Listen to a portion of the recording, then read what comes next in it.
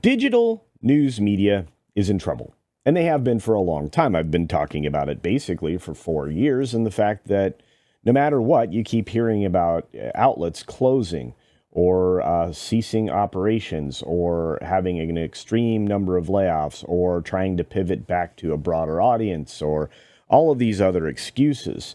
There are outlets that are expanding and doing a remarkable job, and oftentimes I use them when I do my reporting. But interestingly enough, we're losing another entity in the area of games journalism. That's right. One of the reasons that I started a channel, That Game Place, with Jonas J. Campbell, was because there's opportunity there. There's nobody doing a very good job of covering the gaming industry, the video game industry, and it kind of was a niche that I wanted to explore because I have a lot of fun playing games. I used to have a lot of fun reading about games and things that were happening in video gaming, but that stopped because the outlets stopped being about the games. They stopped being about a entertaining enterprise and more about a political narrative push, which kind of seems to be where all media is at right now.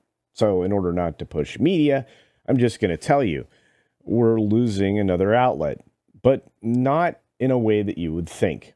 We're going to take a quick look at what's happening with Kotaku as Kotaku Australia shuts down. But you know what's not shutting down? Beachpunk.us. That's right. Check out the website. And look, I mean, if you go back through some past videos in the comments, you'll notice that I offered some discount codes that are good through July 14th.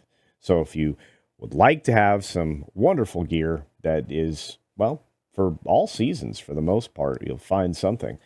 Do check out beachpunk.us. Anyway, we'll jump past that to this, which is, Kotaku Australia is shutting down. And I'm not sure that this surprises anybody. I've never found anything useful outside of the primary Kotaku site. And again, this just kind of existed because it was a licensing deal, as you'll see here in the story. In the story, you can see that as Kotaku Australia is shut down as part of a major cost-cutting effort by its parent company, Pedestrian Group. So this was reported in the Sydney Herald. Pedestrian Group is slashing at least 40 jobs and ending its licensing deals to publish third-party brands, which obviously Kotaku is one of. But it's funny, it seems to be all of one company because they're getting rid of Vice, Refinery 29, Gizmodo, Lifehacker, and of course, Kotaku. I don't blame them. There isn't a lot that they were adding to that in Australia, I can imagine, and using and utilizing those stories probably weren't very helpful in maintaining their outlet and their reach. B&T also reports that Pedestrian Group CEO Matt Rowley revealed the licensing deals were scrapped because it faced financial headwinds. That's a fancy way of saying advertising dried up and we can no longer support ourselves.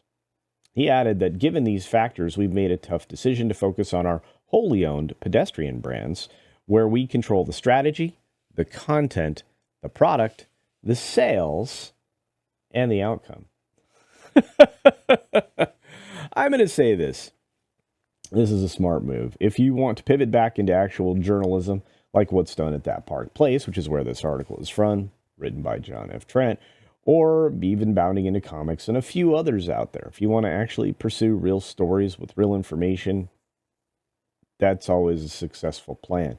You get to see outlets actually grow and survive and thrive, and maybe that's what they want to do over here.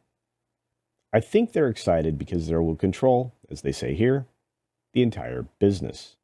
This means we will transition out of our current brand licenses, which will reposition our business for the future, which I think is probably a good plan.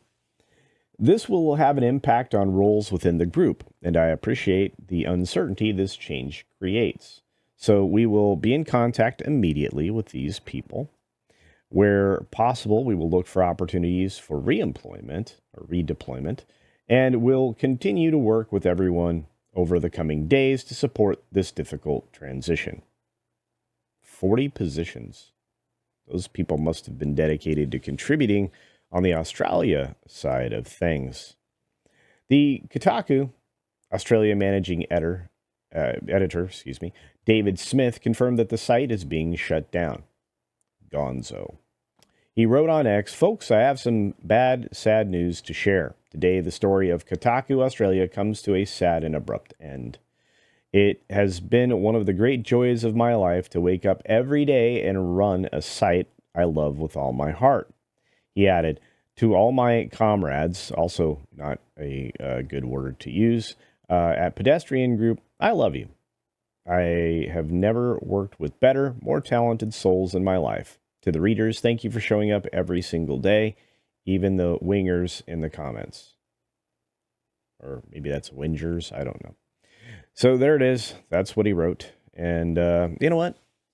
The comment section was probably keeping you afloat. Not sure I'd go after those folks. Anyway, so after thanking a number of his colleagues, he revealed that the website was the second highest read site in the group after Pedestrian TV or PTV. I'm assuming it's Pedestrian TV. I could be wrong. He then concluded that he would be taking a break. "I'll be taking a break for a bit now, but know that it has been a pleasure and an honor to serve you." Well, okay. If it was the second highest viewed site, why are they pivoting it? According to data tracking website SimilarWeb, Kotaku Australia was only generating about 1 million page views a month. In comparison, the main Kotaku's website does somewhere between 8 and 9 million page views a month. Kotaku, of course, is owned by Geo Media, who's been basically jettisoning a lot of its own sites recently. In fact, in March, it sold Gizmodo to a European company, Kellops. In April, it sold The Onion to Jeff Lawson. It previously sold the AV Club to Paste Magazine. Paste Magazine had previously acquired Jezebel after Geo shut the site down last year. So Geo Media laid off its entire staff of their sports website, Deadspin. You get the theme here. It's collapsing. And they sold the site to Lineup Publishing, which I believe is a European company. So they're just basically being a placeholder for the brand. It sold Lifehacker to Ziff Davis in 2023. There ain't much left over there at Go Media compared to where they were, considering how far they've fallen. So the question is, as they ask there at the bottom, and thank you for that, John, where do we go from here? Are we now realizing that the acceleration of the collapse in digital news media is here? This is perhaps part of a strategy that failed to take all of these brands, once somewhat enjoyable, and turn them into narrative machines. Do you think that Geo Media's days are limited? I do. I thought BuzzFeed was dead. If it weren't for Vivek Ramaswamy, it would be, most likely at this point. I think that the idea that in order for these outlets to survive, they're going to have just very few people and mostly AI. And I don't think enough of these entities are capable of making that change. And even if they are, I'm not certain that most people want to read AI crafted news because, well, AI has a tendency to be wrong and to lie. And even sites like ChatGPT tell you that as part of the disclaimer. So I would say that probably the main site here in the United States, even with its 8 or 9 million page views, I think that Kotaku's days are numbered because it's just not making enough money to support all those jobs. Didn't Alyssa Mercante recently lose access to Twitter? It's a shame that Alyssa Mercante's temporary ban on X is over. She was able to send some words of encouragement to her fellow writers over at the Australian outlet, which I guess is a decent thing, really. Anyway, let me know your thoughts down in the comments section below. And as always, be sure to take care of yourself, take care of others, and until next time, see ya.